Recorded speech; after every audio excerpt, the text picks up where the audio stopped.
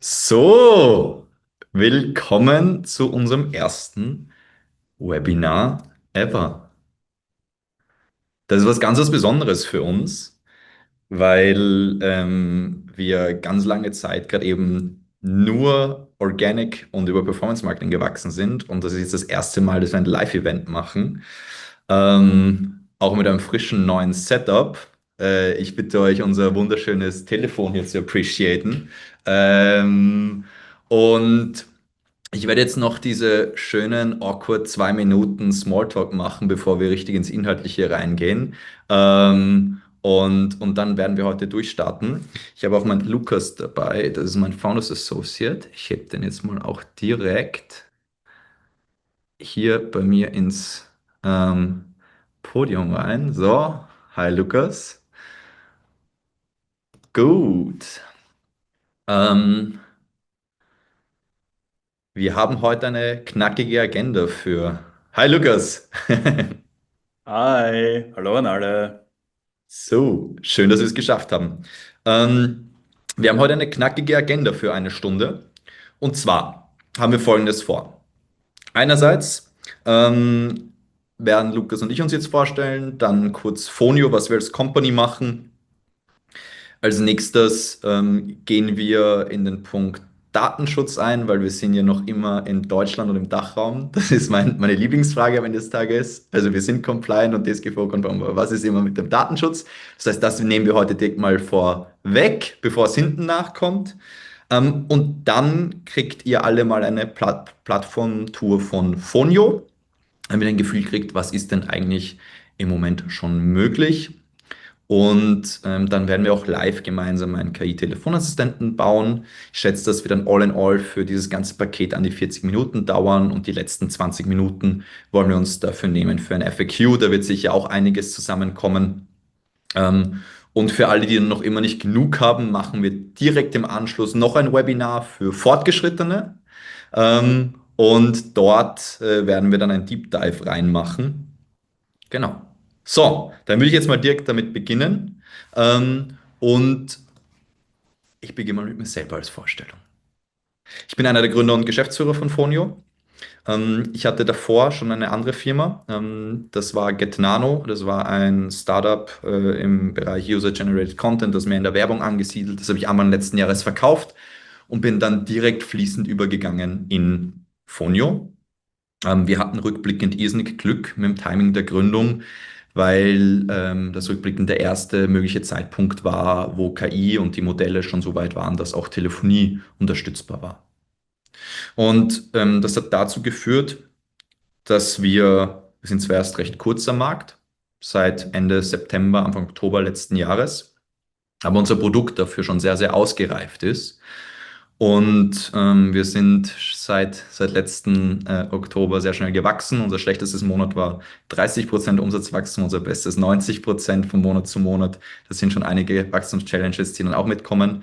Und wir stehen heute bei 1.500 Kunden im Dachraum. Ist noch ein bisschen früh, das zu sagen, weil der Markt so dynamisch ist, aber sind aktuell Marktführer für KI-Telefonassistenten. Genau, und es macht gerade richtig Spaß und es wird noch einiges kommen das Jahr. Lukas, magst du auch ein bisschen was über dich sagen? Super, sehr gerne, Daniel. Ja, ich freue mich auch, wie du schon, wahnsinnig auf das Webinar. Ich bin der Lukas, habe schon in verschiedenen Startups zuvor gearbeitet, bin jetzt dieser super spannenden Reise hier bei Fonio vor einigen Monaten gejoint. Und ja, was kann ich sagen? Es geht rasant dahin, es macht Spaß. Wir entwickeln ein wahnsinnig cooles Produkt, das am aktuellsten Stand der Technik ist, wo wir wirklich tagtäglich sehen, wie das verschiedensten Branchen und Unternehmen einfach weiterhilft. Und das macht einfach Spaß. Hat man das Gefühl, man kann wirklich viel leisten, viel Mehrwert erzeugen. Und ja, ich freue mich schon super aufs Webinar. Gut, cool, danke dir. Dann, für alle absoluten. Nein, bevor wir jetzt ins Inhaltliche reingehen, ihr könnt jederzeit Fragen stellen. Bitte nicht im Chat, sondern im FAQ, weil dann können wir übersichtlich darauf antworten. So, für alle absoluten Beginner im Bereich KI-Telefonassistenten, ein KI-Telefonassistent kann man sich so vorstellen, das ist eine KI, die sich anhört wie ein Mensch, die unter einer eigenen Rufnummer abhebt und dann einerseits normale Gespräche führen kann. Die meisten unserer Kunden nutzen das, um zum Beispiel Fragen zu beantworten oder Rufweiterleitungen durchzuführen. Aber man könnte die KI auch so einstellen, dass sie auch komplexe Reaktionen kann, wie zum Beispiel Zugriff auf ein CRM, um einen Bestellstatus mitzuteilen. Aber das werde ich euch heute noch alles zeigen. Das ist ein KI-Telefonassistent. So, bevor wir jetzt inhaltlich ganz tief einsteigen, reden wir über das Thema Datenschutz gleich mal upfront. Und zwar ist es so, dass wir sind einer der wenigen Anbieter, die einen sogenannten Orchestration Layer in Europa bauen. Das heißt, wir bauen in Wahrheit, Fonio ist in Wahrheit eine Infrastrukturfirma, die eine nette Oberfläche baut. Und was wir machen ist, wir erklären eigentlich einen LLM, wie Telefonie funktioniert und passen es so an, dass es irrsinnig schnell in einem Gespräch antworten kann und dann Dinge auch ausführen kann. Mm. Und dafür ist sehr, sehr viel Arbeit notwendig. Und deswegen gibt es nicht viele Firmen in Europa. Die meisten davon sitzen in den USA und das ist bei uns so ein bisschen besonders. Nichtsdestotrotz handhaben wir Datenschutz so, um international kompetitiv zu sein, dass grundsätzlich werden all unsere sensiblen Daten auf unseren Servern in Nürnberg gespeichert. Das ist bei Hetzner, das ist so der Anbieter für Serverleistungen im Dachraum, und sind da super compliant. Das LLM machen wir jetzt nicht zum Beispiel über OpenAI direkt, weil das ja nicht DSGVO-konform, sondern hosten wir lokal über einen Azure-Server in Schweden. Das ist auch ein gängiger Ansatz dafür. Und damit lösen wir dieses DSGVO-Thema. Also wir haben auch viele Ärzte und Anwälte etc., die uns nutzen. Nichtsdestotrotz, gehen wir sehr transparent damit um, wollen wir als Fonio international kompetitiv sein. Und um international kompetitiv zu sein, wollen wir bewusst auch immer wieder US-Services einbauen in die Plattform. Hm, Zum Beispiel Eleven Labs ist dafür ein gutes Beispiel. Die machen im Moment sehr, sehr gute Stimmen und deswegen nehmen wir auch punktuell die für Stimmen her. Wir haben aber auch andere Stimmanbieter in der Plattform drinnen. Aber man muss sich bewusst sein, wenn man den Eleven Labs auswählt, gehen Daten in den USA. Keine sensiblen Daten, weil es ja nur die Daten sind, die die KI sagt. Die wird ja jetzt keine Kundendaten sagen. Aber nichtsdestotrotz. Das heißt, wir empfehlen immer unseren Kunden für dann sensiblere Anwendungsfälle nicht zum Beispiel Eleven Labs zu wählen, sondern Azure Europa Stimmen. So gehen wir mit Datenschutz um. Das ist übrigens alles ganz transparent auch ausgewiesen in unseren Datenschutzbestimmungen.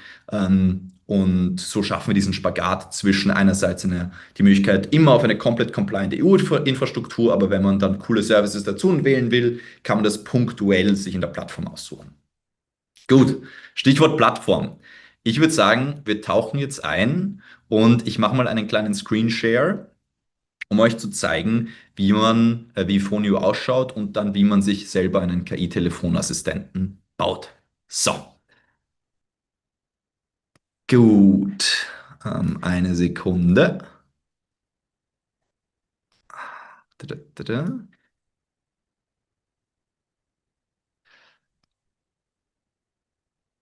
Lukas, gib mir bitte kurz Feedback. Man sieht meinen Screen, oder? Perfekt. 2 Daumen nach oben. Was man hier gerade eben sieht, ist mein privater Fonio-Account. Das ist also eine ganz normale Endkundenansicht bei uns. Man hat eine kleine Übersicht, wie viele Anrufe gerade eben so reinkommen. Und das Herzstück unserer Plattform sind die Assistenten. Man kann sich grundsätzlich beliebig viele Assistenten erstellen. Ich habe hier zum Beispiel sehr, sehr viele Testassistenten. Die meisten unserer Kunden erstellen sich aber nur irgendwo zwischen 1 und 3 Assistenten. Ich erstelle jetzt kurz einen neuen. So, und mein Ziel ist heute mit euch einen Sekretär gemeinsam zu bauen. Dieser Sekretär soll mal sehr, sehr simpel agieren. Das heißt, er soll nur mal das Anliegen des Anrufers aufnehmen und dann passend Rufweiterleitungen durchführen und ein paar Basisfragen beantworten können. Und das wird euch ein gutes Gefühl geben, was möglich ist. Bevor wir das machen, gebe ich euch jetzt allerdings eine kleine Plattformtour, um euch die Logiken von Fonio zu erklären. So, als erstes kann man seine Stimme auswählen. Wir haben da verschiedene in der Auswahl. Hallo, hier ist Christian. Mit wem spreche ich? Wir sind Österreicher, deswegen gefällt mir natürlich die Marie-Stimme am besten. Hallo, hier ist Marie. Mit wem spreche ich? Und die lasse ich jetzt auch gleich mal. Bei der Sprache sind wir grundsätzlich auf Deutsch optimiert. Es gibt aber auch die Möglichkeit, andere Sprachen zu wählen. Zum Beispiel unter Multilingual kann die KI während dem Gespräch dann auch in verschiedene Sprachen wechseln. Da empfehlen wir dann aber auch multilinguale Stimmen zu wählen. Die hören sich deutlich synthetischer an, aber sind dann in der Lage, eben mehrere Sprachen auf einmal zu sprechen. Weil man will nicht, dass eine österreichische Stimme auf einmal Spanisch spricht. Das hört sich sehr, sehr komisch an. So, dann kann ich die Startnachricht festlegen. damit hebt die KI immer ab.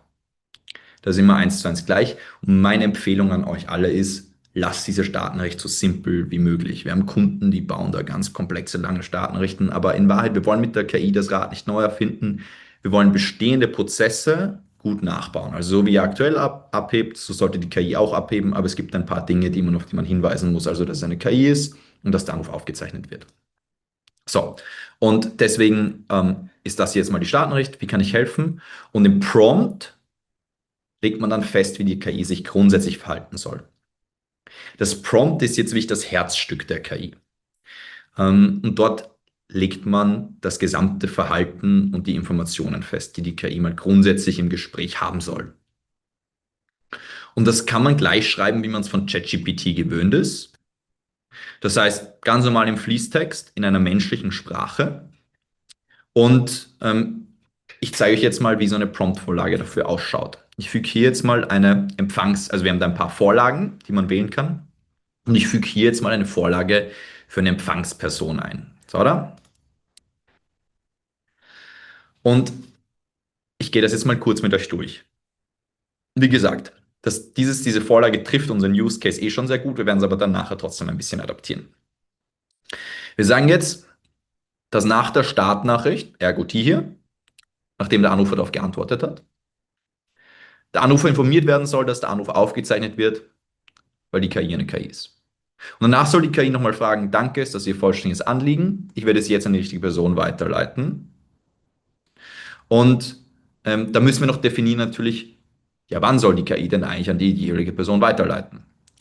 Und grundsätzlich kann man also unendlich viele Punkte definieren. Wir haben zum Beispiel Hausverwaltungen, die haben da 120 Rufweiterleitungen drinnen. Ich habe jetzt für unser Beispiel mal 3. Und wir sagen, wenn der Kunde ein Angebot erhalten will, dann soll eine Rufweiterleitung an Max Muster im Vertrieb stattfinden. Beim Notfall an den Geschäftsführer, bei anderen Themen an den Empfang. Und damit das auch wirklich funktioniert, zeige ich euch gleich, ich mache kurz einen Ausflug mit euch. Dafür geht man dann unter Tools, Tool hinzufügen. Das sind die Fähigkeiten der KI während des Anrufs. Anruf weiterleiten. Dann gebe ich hier die Rufnummer von Max Muster ein und schreibe als Beschreibung Max Muster rein, damit die KI den Kontext zwischen Prompt und Tool hat und das dann auch wirklich ausführt. So, um diesen Teil jetzt noch fertig zu machen, wir müssen natürlich dann aber auch festlegen, hey, was ist eigentlich, wenn der Max Muster nicht abhebt, weil das wird vorkommen. Müssen wir auch noch ein Verhalten festlegen. Und dann haben wir jetzt gesagt, hey, wenn die Rufweiterleitung nicht funktioniert, dann soll dem Anrufer kommuniziert werden, dass dieser Anruf weitergeleitet wird. Entschuldigung, nicht der Anruf weitergeleitet wird, sondern das Anliegen schriftlich weitergeleitet wird. Und dafür sollen dann nochmal besondere Kontaktdaten erfragt werden. Die Adresse, Vorname, Nachname und ob der Anrufer unter der aktuellen Nummer für einen Rückruf erreichbar ist. Und hier seht ihr schon, Prompten ist ganz viel Logikarbeit. Und deswegen zeige ich euch auch mal, wie man so einen Prompt testet. Ich könnte jetzt noch der KI weitere Infos geben und entweder einen Prompt jetzt Infos über mein Unternehmen reinschreiben, damit die KI Kontext hat, oder in einer Wissensdatenbank dann noch PDFs hochladen, auf die KI zugreifen kann. Um das Ganze dann laufend zu testen, ob mein Prompt auch wirklich so funktioniert, wie er funktionieren sollte, quatsche ich hier unter Audio testen dann mit der KI. Ich mache das jetzt mal ganz kurz und ich will mich dabei verhalten, einfach wie ein ganz normaler Anrufer. Und wenn die KI Fehler macht, was am Anfang ganz natürlich ist, adaptiere ich anhand dieser Fehler den Prompt und schärfe quasi in meinen Verhaltensregeln, die ich, wie gesagt, im Fließtext reinschreibe, wie ich es einem Kollegen auch kommunizieren würde, immer wieder nach. Und ich mache das jetzt einfach mal ganz kurz. Hallo, hier ist Lena von Daniel Keinrad. Wie kann ich helfen? Ja, hi. Ich habe eine Frage zu meiner Bestellung. Ich möchte Sie darauf hinweisen, dass dieser Anruf aufgezeichnet wird, da ich eine KI bin. Danke. Ist das Ihr vollständiges Anliegen? Ich würde Sie jetzt an die richtige Person weiterleiten. So, das war jetzt ein gutes Beispiel dafür. Und sie hat sich jetzt richtig verhalten. Der Use Case ist ehrlich gesagt auch ziemlich simpel. Deswegen war das jetzt auch nicht überraschend. Wäre ich jetzt mit der Art und Weise zufrieden, wie sie redet, würde ich Nummer zuweisen drücken, neue Nummer kaufen. und dann direkt eine Nummer kaufen. Das machen wir auch nachher live. Unter dieser Nummer hebt die KI dann immer ab und kann bis zu 20 Telefonate gleichzeitig führen. Und das bringt mich auch gleich dazu, wie die meisten unserer Kunden uns eigentlich implementieren.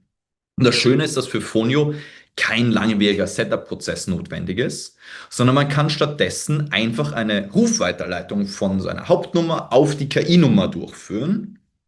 Die meisten unserer Kunden machen das dann entweder direkt vorgelagert in ihre Telefonanlage oder zum Beispiel, wenn das Telefon 10 Sekunden lang klingelt und dann niemand rangeht. Und so implementieren uns tatsächlich die meisten Leute. Und ich finde diesen Approach auch ehrlich gesagt sehr, sehr gut. Also auch wenn ich als Anbieter gerne hätte, dass alle sofort von 0 auf 100 die KI einsetzen, ist es viel realistischer zu sagen, hey, bevor wir jetzt der KI alle Anrufe übergeben, soll sie nur dann rangehen, wenn zum Beispiel unser aktueller Sekretär gerade eben nicht rangehen kann, weil er mit etwas anderem beschäftigt ist und dann diese Tätigkeit übernehmen. Und wenn das ganz gut funktioniert, dann quasi wird mal der Spieß umgedreht und die KI geht davor dran und der Mensch danach. Nur bei besonderen Themen. So, dann gibt es noch den Reiter Technisches bei uns, den werde ich aber heute im Anfänger-Webinar auslassen und das machen wir dann um 17 Uhr im fortgeschrittenen Webinar. Da kann man dann viele technische Dinge einstellen, wie wann soll die KI genau Informationen erfassen. Sie kann dann auf CRMs von Anfang an zugreifen. Wie gesagt, dazu später mehr. Wir bleiben jetzt mal bei den Basics. Unter Tools kann man der KI eben noch Fähigkeiten geben. Ich habe euch davor kurz gezeigt, dass sie die Fähigkeit hat, Rufweiterleitungen durchzuführen. Sie kann allerdings auch auf alle gängigen Terminkalender zugreifen. Wir unterstützen da wirklich Google, iCloud, Outlook etc. Alles, alle gängigen und dort Termine einbuchen und Verfügbarkeiten nachschauen. Das ist super praktisch. Sie kann auf Websites zugreifen. Da läuft Perplexity im Hintergrund. Ich zeige euch das ganz kurz. Da muss man dann angeben, man schreibt dann quasi nochmal einen kurzen Prompt, wann die KI denn im Gespräch auf einer Website zugreifen soll. Man will nämlich nicht, dass das immer passiert, weil die KI dann so 3 bis 5 Sekunden dafür braucht, um auf eine Website live zuzugreifen. Dafür gibt es einen Ausführungssatz, den man dann reinschreiben kann. Ein Klassiker wäre zu schreiben, einen Moment, ich schaue kurz nach, einfach zum Zeitschinden und dann auf die Website, auf die zugriffen werden soll. Das ist vor allem dann praktisch, wenn man viele relevante Informationen auf einer Website oben hat. Oder wir haben auch viele Handwerker, die damit überprüfen, wenn der Anrufer eine Adresse sagt, ob die tatsächlich noch im Einzugsgebiet liegt. Und die greifen dann da einfach auf Google Maps zu während des Calls. Das ist ganz, ganz cool. Und unser mächtigstes Feature sind API-Requests während dem Call. Das lasse ich aber hier jetzt auch aus. Damit kann man der KI die Fähigkeit geben, dass sie während dem Gespräch auf jedes API-fähige System zugreift, wie zum Beispiel ein CRM, ein ERP. Manche Kunden nutzen es auch dafür, um auf sehr spezielle Kalender zuzugreifen. Und dafür ist dann aber auch technisches Know-how notwendig und man muss dafür coden können. Dazu dann auch wieder im zweiten Webinar mehr. Dann ist es natürlich auch ganz wichtig, jeder Anruf wird automatisch transkribiert. Und diese Transkripte schauen aus wie so ein schriftliches Interview in der Zeitung. Also quasi KI sagt das, Anrufer sagt das. Und weil man die KI natürlich nicht im Blindflug arbeiten lassen will, kann man sich dann unter Nachverarbeitung diese Transkripte zusenden lassen. Und der Klassiker ist, dass man sich das einfach per E-Mail senden lässt.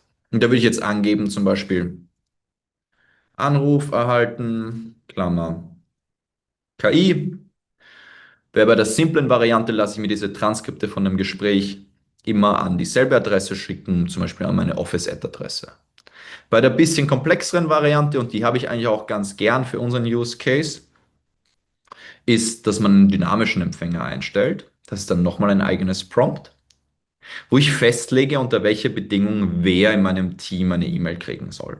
Und hier ist schon in dieser Textvorlage sind gute Beispiele drinnen. Wenn der Kunde Kaufinteresse hat, seine E-Mail an Sales, bei Support-Themen an Support. Das kann ich unbegrenzt weiterführen. Bei uns im Rufweiterleitungscase wäre das so, dass am praktischsten ist, wenn dann zum Beispiel der Max Muster nicht abhebt, dass der Max Muster eine E-Mail kriegen soll. Wenn der Thomas Muster nicht abhebt, der Thomas Muster und so weiter und so fort, damit die Person, an die weitergeleitet wurde und nicht abhebt, dann immer weiß, wer angerufen hat und was das Anliegen war und dass sie sich dann melden kann. Und das will ich tatsächlich so einschreiben. Also sagen, wenn eine Rufweiterleitung an Max Muster nicht funktioniert hat, dann sende Max Muster, hoppla, nein, sende ein Transkript an max@muster.com. Und das würde ich jetzt quasi so weiter kopieren. Da würde ich jetzt sagen, wenn Marie Muster nicht abgehoben hat, dann mache ich an Marie Muster und so weiter und so fort. Ich kann auch den Inhalt dieser E-Mail selbstständig festlegen. Wir haben standardgemäß, schaut das bei uns so aus, das ist wie ein Baukasten, wo man mit Variablen arbeiten kann, dass man sich selbstständig das zusammenstöpseln kann. Mir ist das zum Beispiel persönlich immer zu lang. Ich habe es ganz gern, wenn ich einfach nur die Zusammenfassung erhalte von diesem Gespräch. Und man kann allerdings auch hier Variablen einfügen. Also ich könnte zum Beispiel auch die Variable Namen des Anrufers, die wird automatisch erstellt, einfügen. Und ich könnte sagen, du hast einen Anruf von der Nummer erhalten oder ich lösche mir das raus und sage, ich habe einen Anruf von dem Namen erhalten. Ich kann mir übrigens das auch in den Betreff reinschreiben, diese Variable. Anruf erhalten von Name. Ist ganz cool. Wenn mir das hier zu simpel ist, dann könnte ich das sogar nochmal individuell prompten und könnte hier auf Basis diesen rohen Transkripts, das wie gesagt ausschaut wie ein Interview in der Zeitung mit Anrufer sagt das, KI sagt das, eins zu eins transkribiert, selbstständig meine E-Mail zusammenfassen. Also das ist dann eigentlich wie ein Prompt, wie man es von ChatGPT gewöhnt ist. Und dann muss ich das nur speichern und dann ist es live. Die KI kann auch SMS versenden während dem Call. Beziehungsweise, ich habe jetzt etwas übersprungen, die KI kann dieses Transkript auch per API-Request direkt wohin senden, dazu auch im zweiten Webinar wäre. Das ist dafür spannend, dass man dann direkt sozusagen dieses Transkript nicht per E-Mail kriegt, sondern das in CRM oder Customer Success Software auf einen Kundendatensatz gespeichert wird oder automatisch ein Ticket eröffnet wird. Oder manche unserer Kunden starten damit auch N@N oder Make Automations. Die KI kann auch SMS versenden. Es funktioniert so, langsam werdet ihr euch an die Logik schon gewöhnt haben, man muss wieder eine Bedingung festlegen, wann soll das passieren. Zum Beispiel, ähm, wenn wir haben Kunden, die das manchmal nutzen, die keinen gängigen Online-Terminkalender haben und den nicht mit Phonio integrieren können. Und dann sagen sie, hey, die KI soll zumindest einen Link zu ihrer Online-Terminbuchung versenden, auch wenn Phonio da nicht automatisiert darauf zugreifen kann. Und dann würde ich reinschreiben, wenn der Anrufer einen Termin vereinbaren will, dann sende eine SMS. Und dann schreibe ich, hi, danke für das Telefonat. Hier ist ein Link zu meinem Kalender. So, und dann würde ich da den Kalenderlink eingeben und dann würde die KI das immer versenden. Und den Sendename kann man da auch eingeben. Ist nämlich recht cool. Diese SMS kommt dann nämlich nicht von der Nummer der KI, sondern es schaut so aus, als würde Apple oder Coca-Cola eine SMS versenden. Die machen das ja auch nicht von Rufnummern, sondern kriegt man dann immer von einem Namen ein SMS. Und da kann ich jetzt einfach den Firmennamen eingeben. Bei mir war das in dem Fall Phonio, geht aber auch alles andere. So, jetzt sind wir alle Basics durch und jetzt gehen wir in unseren Use Case mal live rein, damit das auch ein bisschen greifbar wird für euch. Also, hier ist Lena von, boah, was ist denn jetzt ein kreativer Name? Na, ich bin heute nicht kreativ. Wir bleiben jetzt mal einfach nur bei Phonio. Wie kann ich helfen? So, dann sagt der Anrufer sein Anliegen und dann müssen wir jetzt die richtige Rufweiterleitung durchführen. Und um euch jetzt das mal zu demonstrieren, auch live, wie das funktioniert, Lukas, ich muss dich dafür jetzt kurz missbrauchen, werde ich eine Rufweiterleitung an dich durchführen und sage, wenn der Kunde ein Angebot erhalten will, will ich eine Rufweiterleitung an Lukas Pulling. So, damit die jetzt auch tatsächlich funktioniert, hinterlegen wir jetzt eine Rufweiterleitung an Lukas seine Rufnummer. Da schreibe ich jetzt Beschreibung, Lukas Pulling oder wenn jemand ein Angebot erhalten will. So, Lukas, ich kopiere mir jetzt kurz aus deinen Kontakten die Rufnummer durch. Ähm, so, da. Wenn deine Anrufer nachher explodieren, dann schalte einfach die KI vor und lass die mit allen reden. So, sagt, sie darf keine Leerzeichen enthalten. Speichern. So da. Und damit das Ganze jetzt auch wirklich funktioniert, müssen wir eine Rufnummer kaufen. Ich kaufe da jetzt mal eine deutsche Rufnummer.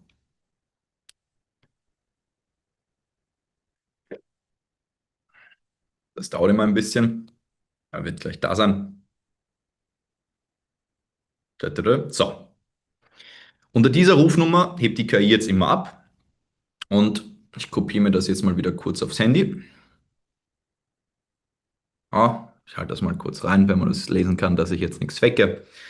Und jetzt quatschen wir mal mit der KI und schauen, ob sie eben wie ein Sekretär ihre Aufgabe gut erfüllt und den Anruf an den Lukas weiterleitet. Hallo, hier ist Lena von Fonio. Wie kann ich helfen? Ja, hi, ich würde gerne ein Angebot erhalten. Ich informiere Sie, dass dieser Anruf aufgezeichnet wird, da ich eine KI bin. Danke. Ist das Ihr vollständiges Anliegen? Ich würde Sie jetzt an die richtige Person weiterleiten. Ich verbinde Sie jetzt mit Lukas Pulling aus dem Vertrieb für Ihr Angebot. Einen Moment bitte. Da, ihr hört das schon hier nebenbei und seht es auch hier. Es wird weitergeleitet. Wir heben jetzt ab. Hallo, hier ist Lukas aus dem Vertrieb. Gut, ein unspektakuläres Beispiel, aber es zeigt gut, wie einfach es ist einzustellen. So, und das Schöne ist, wir könnten das jetzt natürlich auch noch, ich sehe jetzt die ganzen Reaktionen, freut mich sehr, aber das sind wirklich absolut die Basics von Fonio, es geht noch viel mehr. Und wir könnten jetzt zum Beispiel mal der KI die Fähigkeit geben, dass sie dann natürlich auch allgemein auf inhaltliche Fragen antwortet. Und was man da machen würde, ist, man würde dafür, ich kopiere mir jetzt mal, ich mische jetzt kurz zwei Prompts zusammen, ich kopiere mir diesen oberen Teil von dieser Prompt-Vorlage und nehme mir auch einen First-Level-Support. Und ein First-Level-Support lässt die KI eigentlich arbeiten mit normalen Menschen. Und hier schaut das Prompt ein bisschen anders aus. Da beginnt man, wie gesagt, dieser Sekretär-Prompt, der war sehr, sehr einfach. Und hier strukturieren wir den Prompt eigentlich in drei Teile. Noch immer den Gesprächsablauf. Der ist ähnlich wie der davor, aber doch ein bisschen anders. Wir wollen noch immer, dass die KI sagt, dass der Anruf aufgezeichnet wird, weil es eine KI ist. Aber dann soll sie, das ist ein sehr allgemeines Ziel für das Gespräch, aber wir wollen es dennoch festlegen, immer probieren, das Kundenanliegen auf Basis der zugrunde liegenden Infos zu lösen. Das ist natürlich sehr, sehr breit. Man könnte das noch viel detaillierter definieren. Ich könnte sagen, dass das Ziel ist, immer einen Termin mit dem Kunden zu vereinbaren oder immer etwas anderes zu machen. So, das ist das Ziel. Der zweite Teil von so einem Prompt sind die Verhaltensregeln. Und das sind dann sogenannte Wenn-Dann-Sätze. Wenn der Anrufer das macht, dann erfrage das, dann macht das. Das ist ganz wichtig, um Struktur ins Gespräch zu bringen. Weil am Ende des Tages will man, wie gesagt, das Rad nicht neu erfinden mit einer KI, sondern man will eigentlich die KI nur so briefen, wie man aktuell seine Kollegen, seine Mitarbeiter auch brieft. Und das heißt, aber bei der KI ist das Thema, dass man sie halt wie einen Dreijährigen briefen muss, damit sie keine Fehler macht und nicht halluziniert. Hier auch ein wichtiges Stichwort. Man kann nie komplett verhindern, dass eine KI halluziniert, aber man kann das Risiko auf 0,001% reduzieren. Und das schafft man, indem man im Prompt entweder sehr genau wird bei großen Use Cases oder sehr restriktiv. Wir hatten zum Beispiel in unserem Sekretär-Prompt von gerade eben einen Satz drinnen, dass die KI nur diese Rufweiterleitungen durchführen darf und nicht auf Anliegen eingehen darf. So, jetzt tauchen wir aber trotzdem mal in diese Wenn-Dann-Sätze mehr ein. So, sagen wir, der Anrufer ruft an und fragt, oder sagt, dass er ein technisches Problem hat mit unserem fiktiven Produkt. Und damit die KI jetzt wirklich helfen kann, weil wenn wir jetzt eine normale Firma sind, dann bieten wir nicht nur ein Produkt an, sondern mehrere, bitten wir den Anrufer, die Produktnummer zu nennen, damit sie dann richtig reagieren kann. Und dann gibt es aber natürlich auch das Szenario, dass der Anrufer die Produktnummer nicht kennt. Das wird so wahrscheinlich sogar sehr, sehr oft passieren. Und deswegen müssen wir noch sagen, hey, wenn der sie nicht kennt, dann schau auf der Rückseite des Geräts nach. Beziehungsweise das soll der KI-Anrufer sagen. Und es gibt einen guten Einblick dafür, wie solche sogenannte Wenn-Dann-Sätze funktionieren. Wie ein schriftlicher Wahrscheinlichkeitsbaum im Gespräch. So Wenn-Dann-Sätze kann man auch für allgemeine Regeln definieren, um zum Beispiel zu sagen, wenn der Anrufer probiert, ein Produkt oder eine Dienstleistung zu verkaufen, dann sagt, dass wir nicht interessiert sind. ähm, Wir hatten einen lustigen Case. Wir hatten mal einen Kunden, das war wirklich ein gestandener Mittelständler aus Deutschland. Und der hat zum Beispiel gesagt, wirklich ganz radikal sollen alle Anfragen für die verkäuferische Natur sind abgeblockt werden, außer jemand sucht ein Sponsoring für seinen Fußballverein, weil das findet er lässig. Und genau das kann man dann auch so in einen Prompt reinschreiben. Ähm, Der hat dann wirklich reingeschrieben, bei dem wollte den Fokus war auf so Klein- und Kreisliga, dass immer wenn jemand eine Kreisliga-Anfrage hat, dann soll die KI das zu ihm direkt durchstellen. Also so sehr ins Detail kann man dann gehen mit diesen Wenn-Dann-Sätzen. Da will ich jetzt schreiben, es sei denn jemand eine Anfrage zu einem Fußballsponsoring. So.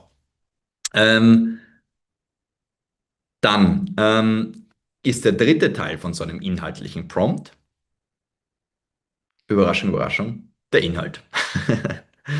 Und zwar hinterlegen wir dann der KI mal häufige Fragen und Antworten. Das machen wir, um bei diesen ganz häufigen Fragen nicht eins zu eins zu antworten, weil wir hinterlegen dann danach auch noch allgemein Fließtext, wo die KI sich dann selbstständig im richtigen Moment die richtige Antwort rauszieht.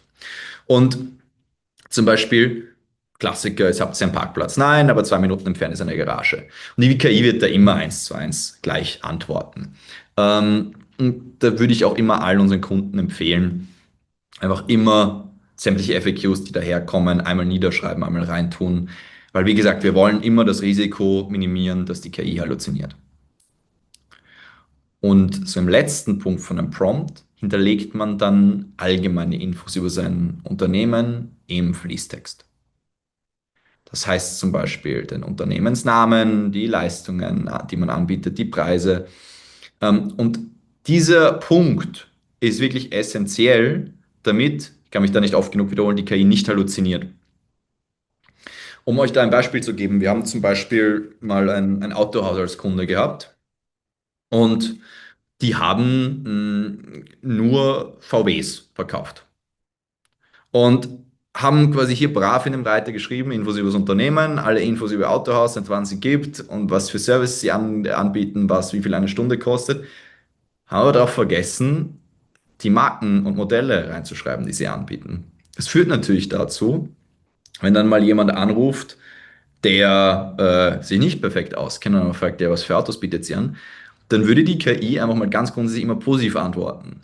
Das heißt, wenn man dann gemeint hat, ja, man würde eigentlich gerne dort einen Porsche kaufen, dann hätte die KI auch ja gesagt.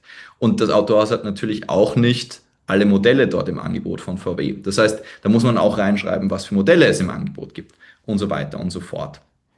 Hier ist ein guter Hack dafür, dass man die eigene Unternehmenswebsite einfach von ChatGPT zusammenfassen lässt und das einfügt oder aus internen Dokumenten ein paar Infos dort einfügt. Genau. Und anhand dessen kann dann die KI beginnen, ganz normal Fragen zu beantworten. Und dann machen wir jetzt, und diese Wissensdatenbank, so, letzter Punkt, würde ich nur dann nutzen, wenn das Prompt nicht ausreicht. Und das Prompt reicht selten nicht aus. Weil die maximale Promptlänge sind bei uns 100.000 Zeichen. Nicht Tokens, sondern bei uns Zeichen. Das heißt, es ist quasi so lang wie eine Bachelorarbeit und da kriegt man schon ordentlich an Infos unter. Ähm, Lukas lacht, weil wir haben schon das ein oder andere sehr, sehr komplexe Prompt geschrieben. Und ich würde diese Wissensdatenbank, wo man PDFs hochladen kann, nur dann nutzen, wenn das nicht mehr ausreicht. Das heißt, wenn man Produktdatenblätter hochlädt, AGBs hochlädt und so weiter und so fort. Dieses Feature funktioniert grundsätzlich unglaublich gut. Es ist wirklich erschreckend. Ich habe letztens einen Stanford-Report hochgeladen mit 400 Seiten und es hat mir jede Statistik darin perfekt beantwortet. Dennoch hat das Gespräch viel mehr Struktur, wenn alles im Prompt drinnen ist. Genau. Und das bitte merkt euch, diese Dynamik immer möglichst viel im Prompt unterzubringen und dann bewusst nur auf die Wissensdatenbank, Tools etc. zuzugreifen, wenn es notwendig ist. Auch wichtige Info, die KI weiß immer, also die KI weiß im Prompt, dass sie Fähigkeiten hat. Das heißt eben, dass man kann reinschreiben, wenn jemand eine Frage zu unseren AGBs hat, dann greif auf das AGB-PDF zu. Also man kann, ihr seht das jetzt leider nicht, doch, das seht ihr schon. Das heißt, ich würde das jetzt AGB nennen und jetzt aus meinem Dokument, ein Dokument aus meinem Computer hochladen, das eben unsere AGBs hat. Das heißt, da hat sie die Logik dahinter. Bei den Rufweiterleitungen habt ihr das vorhin schon gesehen. Das heißt, da hat sie auch immer den Kontext zwischen Prompt und Fähigkeit. Merkt euch das, das bringt vor allem, wenn man dann größere Use Cases baut, ganz viel Struktur rein, indem man das Prompt so als Herzstück immer sieht und von dort dann auswählt, wann welche Fähigkeit ausgeführt wird. Mm. Und jetzt sehe ich, dass wir eigentlich ein bisschen sogar in der Zeit liegen, was mich gerade eben überrascht. Und deswegen werde ich unsere letzten 5 Minuten jetzt noch dafür nutzen, bevor wir ins FAQ eintauchen, um den Reiter Technisches herzuzeigen. Und da kann ich jetzt zum Beispiel einstellen, die Sprechgeschwindigkeit, die Sensitivität. Das heißt quasi, wie leicht reagiert die KI auf Unterbrechungen. Dann die Kreativität im Prompt. Zum Beispiel, wenn wir sehr konkrete Use Cases haben, würde ich diese Kreativität wirklich ganz stark runterdrehen. Wenn ihr zum Beispiel Use Cases habt, wo die KI verkaufen soll, dann im Gegenteil würde ich sehr kreativ machen und der KI eher das Ziel setzen, schau, hier sind Infos über unsere Company, das Ziel ist, du machst einen Termin mit unserem Sales-Team aus und dann quasi mach dein Ding. Das funktioniert sehr, sehr gut.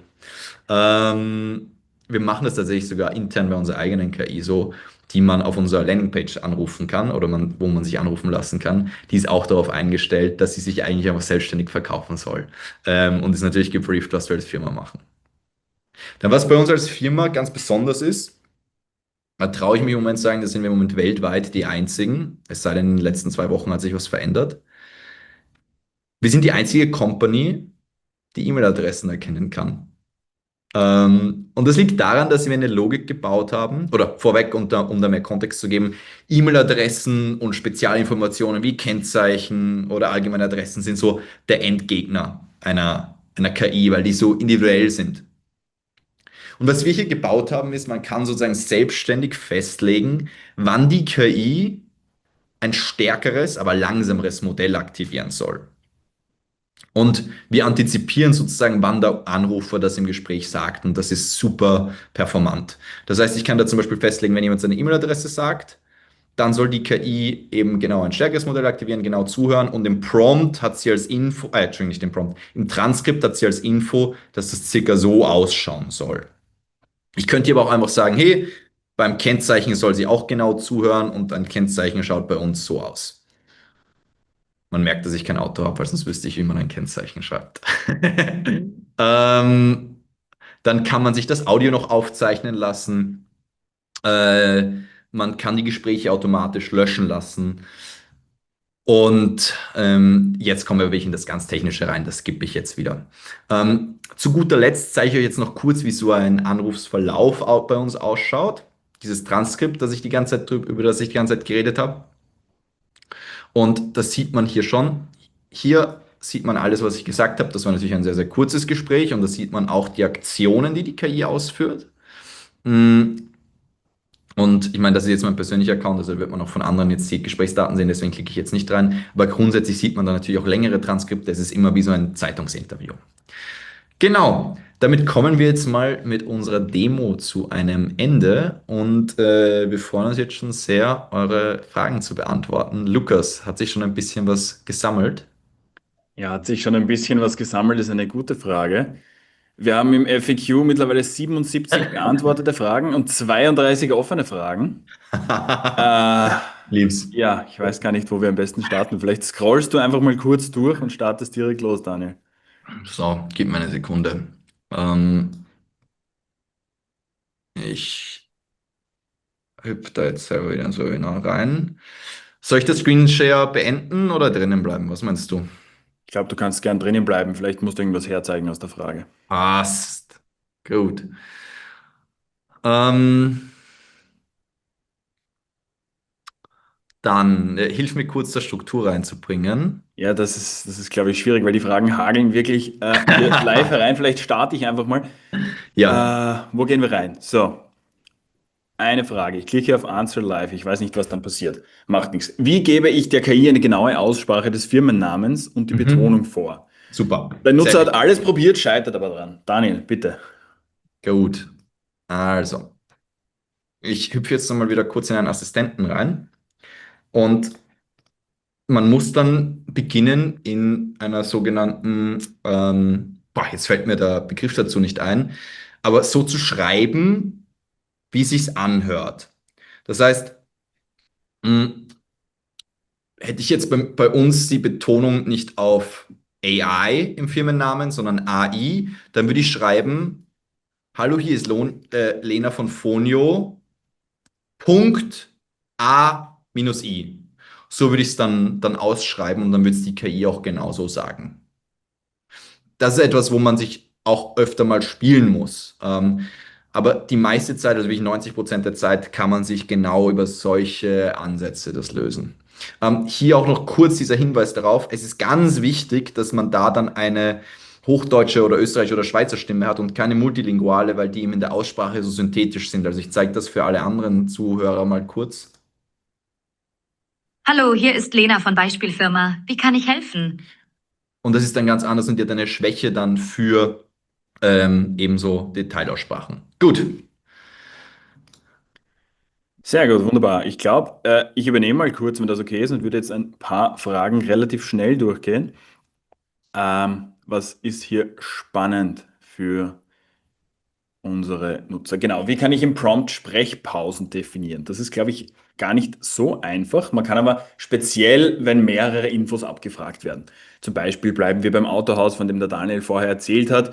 Wir wollen den Namen des Kunden, das Modell des Autos, die Marke sowie das Kennzeichen abfragen. Dann ist es super wichtig, dass man der KI auch vorgibt, wie sie das abfragen soll, damit sie nicht den Nutzer mit einem Schwall von Fragen überrumpelt, sondern wirklich eine Frage nach der anderen stellt. Das heißt, das würde man dann genau dann vorgeben, in dieser Form, frage eine Info nach der anderen ab und dann kann man eben die Fragen hier angeben.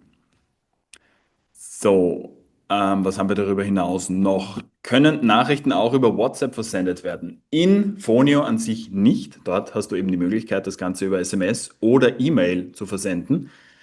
Ich habe aber mir schon sagen lassen, dass es verschiedene API-Lösungen gibt, die das ermöglichen. Das heißt, das könnte man dann außerhalb von Fonio quasi mit einer Automatisierungslösung selbst bauen.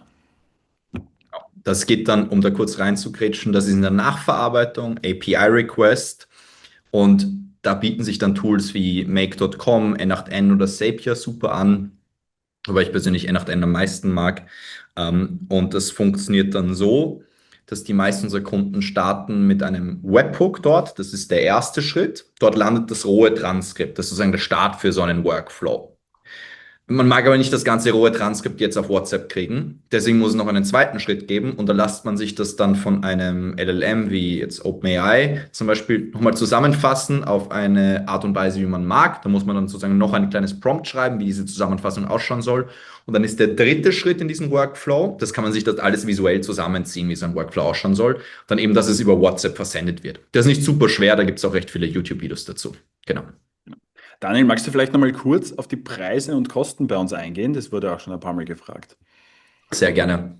Also Fonio funktioniert wie eine Wertkarte. Das heißt, man lädt Guthaben auf.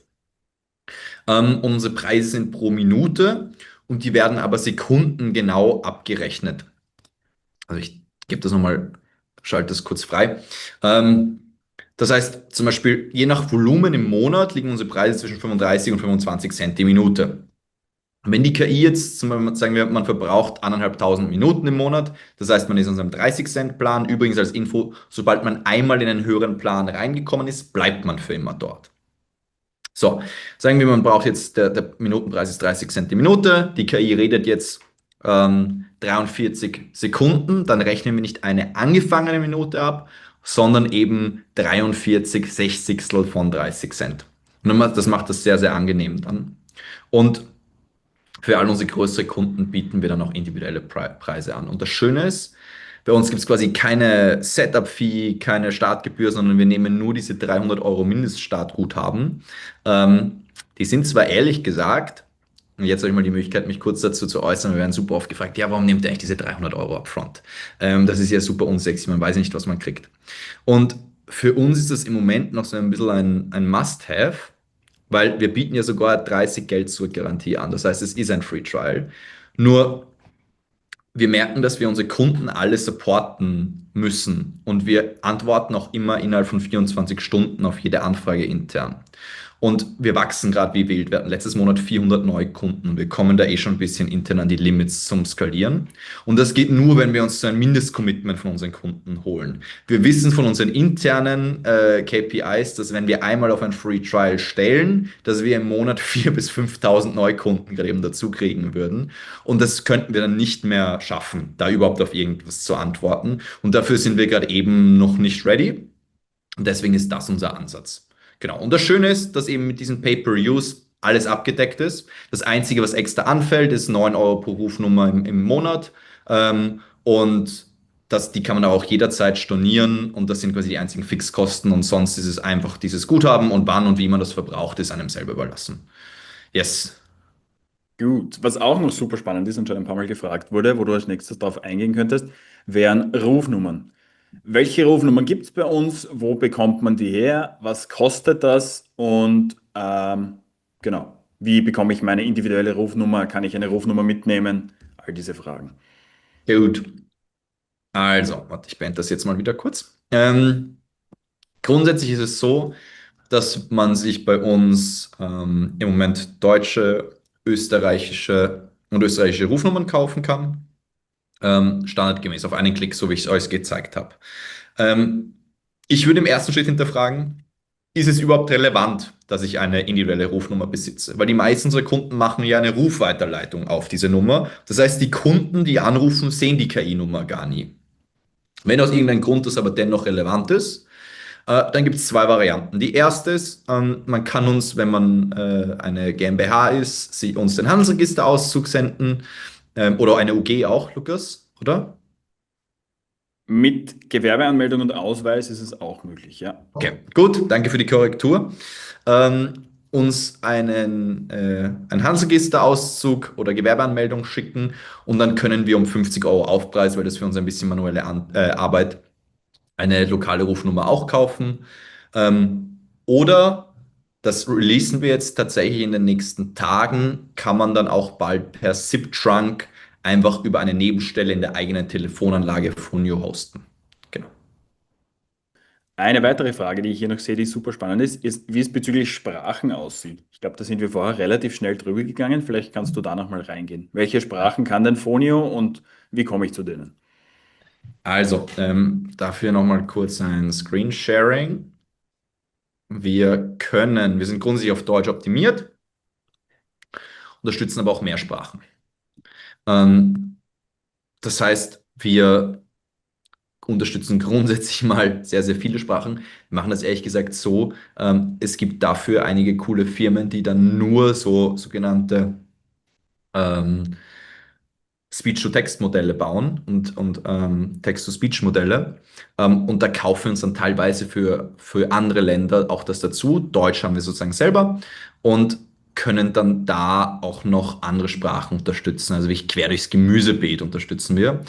Und allerdings, was am wichtigsten ist, ist, dass es auch einen multilingualen Modus gibt, wo die KI dann zwischen Sprachen wechseln kann. Da unterstützen wir noch nicht alle, aber diese 8 hier eben schon. Und was da ganz wichtig ist, die KI kann dann im Gespräch wechseln. Also das sage ich sozusagen, die KI startet zwar dann immer auf der Sprache, in der man promptet. Wenn ich jetzt auf Deutsch starte, startet sie in Deutsch. Wenn ich dann aber sage, hey, sorry, I only speak English, dann wird sie sofort auf Englisch switchen. Oder ich kann jetzt kein Spanisch, aber ich sage, hola, ¿qué tal? Whatever. Dann würde sie auf Spanisch switchen. Und da ist aber dann ganz wichtig, dass man auch eine multilinguale Stimme wählt. Mit diesen ultrarealistischen, hochdeutschen, österreichischen Stimmen geht das nicht. Genau. Super. Vielen lieben Dank. So, vielleicht noch ein Thema, das wurde wirklich schon einige Mal gefragt. Wie geht die KI mit Dialekt um? Ziemlich gut. Also, wir sind Österreicher, 90% unserer Kunden kommen so aus Deutschland. Aber es wird jetzt einige überraschen. In Österreich gibt es Bereiche mit sehr, sehr, sehr verrückten Dialekten, die ich selber gar nicht verstehe. Und meine pauschale Antwort darauf ist folgende. Alles, was für jemanden, der Deutsch spricht und den Dialekt nicht kennt, verständlich ist, das versteht die KI auch. In Österreich gibt es zum Beispiel ein Bundesland, das heißt Vorarlberg. Und dort spricht man einen sehr, sehr tiefen Dialekt, zum Beispiel ich glaube, am Ländle und Weltle. Und das ist kaum mehr für mich auch erkennbar. Und da funktioniert es nicht mehr, weil man muss wissen, dass die KI dahinter ja nur mit mathematischen Modellen arbeitet. Das heißt, sie probiert sich zusammenzureimen von den Lauten, die jemand von sich gibt, was es am wahrscheinlichsten bedeutet, was für ein Wort. Und wenn da eine Logik dahinter ist und Baum sich wie Baum anhört und die Wörter davor und danach passen, dann kommt ein ordentlicher Satz zusammen. Wenn allerdings sozusagen der Anrufer, das, was er sagt, sich eher wie ein Auto anhört, aber er meint einen Baum, dann wird es komplex, weil dann versteht die KI gar nichts mehr. Und das ist die Logik, die dahinter ist. Und alles, solange es, auch wenn es die KI diesen Dialekt nur zu 60, 70% erkennt, reicht das aus, um diesen Konsens zu finden. So, jetzt bin ich sehr in die Tiefe gegangen, aber ich hoffe, das erklärt's. Super. Vielen lieben Dank. Du, was vielleicht noch super spannend ist, ist, wie können interessierte Menschen und KI-Nutzer bei uns starten? Wie unterstützen wir da dabei? Welchen Support gibt es bei uns? Und genau, gibt es vielleicht auch die Möglichkeit, dass wir das komplette Setup übernehmen? Yes. Also ganz grundsätzlich kann man bei uns einmal über die Website starten unter dem Reiter jetzt starten, quasi jetzt mal ein bisschen Eigenwerbung für uns. Und man muss nur einmal kurz sich einen Account erstellen, diese 300 € hochladen und ist dann schon drinnen. Wenn es euch nicht gefällt, erstatten wir euch das wieder auch zurück. Ähm, und Lukas, wir haben auch einen Gutscheincode, oder? Für das Webinar. Wir Den, haben tatsächlich einen Gutscheincode, ja. aber den Der, schicken wir nachher durch. Jetzt machen wir nicht ganz so eine verrückte perfekt, so Veranstaltung, machen wir sondern das. antworten zuerst auf die Frage. Genau. Ähm, und so, was wir machen ist, also man kann sich das grundsätzlich selbstständig erstellen. Für die einfachen Use Cases würde ich einfach empfehlen, ehrlich gesagt, das selbstständig eine Promptvorlage zu schnappen. Ein Sekretär kann jeder bauen. Traue ich mich so aus dem Fenster zu lehnen. Wenn es um Setups geht, schreibt uns gerne eine E-Mail. Es gibt da zwei Varianten. Entweder unterstützen wir euch direkt. Das ist dann eine Dienstleistung, das kostet natürlich extra. Oder wir vernetzen uns mit einem von unseren Partnern. Wir haben mittlerweile recht viele Partnerunternehmen im Dachraum, die sich dann auf bestimmte Use Cases auch spezialisieren. Aber auf jeden Fall unterstützen wir da auch hands-on. Genau. Super. Dann noch ganz kurz, weil wir vorher beim Dialekt waren, kann die KI auch im Dialekt antworten? Noch nicht. Ich sage mal, sage ich kurz, was das höchste der Gefühle ist, gerade eben bei uns. Ich wähle jetzt mal da ganz kurz die Andreas-Stimme aus für Schweizerisch. Hallo, hier ist Lena von Beispielfirma. Wie kann ich helfen? So. Das heißt, das ist das höchste der Gefühle bei uns. Das ist jetzt noch kein krasser Dialekt, aber es geht schon. Ja. Wunderbar. So. Kann ich Fonio auch als Privatperson nutzen, ohne Umsatzsteuer-ID-Nummer? Klar. Also das ist jetzt wirklich, das ist ganz egal. Da zahlst du quasi dann einfach Umsatzsteuer bei uns auf die Rechnung drauf. Aber das geht natürlich auch. Ja. Super. Ich nutze es zum Kann Beispiel ich selber mehrere, sorry, bitte? ich wollte nur sagen, ich nutze es zum Beispiel selber als intelligenter Anrufsbeantworter. Wenn man mich nicht erreicht, hebt die KI mal ab. So, Lukas, was war die Frage? Super. Kann ich mehrere Assistenten einsetzen? Zum Beispiel einen für Österreich und einen für Multilingual. Ähm, ja, das geht. Ich würde grundsätzlich immer empfehlen, dass man, wenn man auf multilingual geht, dass man dann alles auf multilingual macht. Ähm, Ich würde die Frage eher abstrahieren. Wir kriegen das immer wieder, wenn Leute dann zum Beispiel eine Fremdsprache wollen, die noch nicht im Multilingualen drinnen ist, wie zum Beispiel Türkisch. Ähm, und das ist dann so, dass man einen Hauptagent machen kann, der sollte dann auf Englisch abheben und fragen, was für eine Sprache der Anrufer sprechen will. Und jeder Assistent ist ja unter einer eigenen Rufnummer erreichbar und jeder kann Rufweiterleitungen. Das heißt, man würde sich dann mehrere Assistenten machen und dann sagen, das ist mein türkischer Assistent, das ist mein Assistent und so weiter und so fort. Und der Main-Assistent wird dann weiterleiten, direkt nach dem ersten Satz. Und die führen dann die Gespräche in der richtigen Sprache. Genau. Sehr gut, super, vielen Dank. Eine Frage, die jetzt tatsächlich auch schon öfter gekommen ist, welche Angebote haben wir für KI-Berater, Entwickler, Softwaredeveloper Beratungs- und Implementierungsunternehmen. Wir haben dafür ein Partnerprogramm, das findet man auf unserer Website unter Partner werden. Da könnt ihr gerne mit uns in Kontakt treten und wir sind super offen und freuen uns über Partnerschaften. So, dann lass mich nochmal kurz nach unten zu den neuen scrollen. Gut, gut, gut. Und dann noch die abschließende Frage, wie kann man sich bei uns als Partner bewerben? Ist keine Werbung, wurde tatsächlich gefragt. Einfach auf unserer Website unter Partner werden.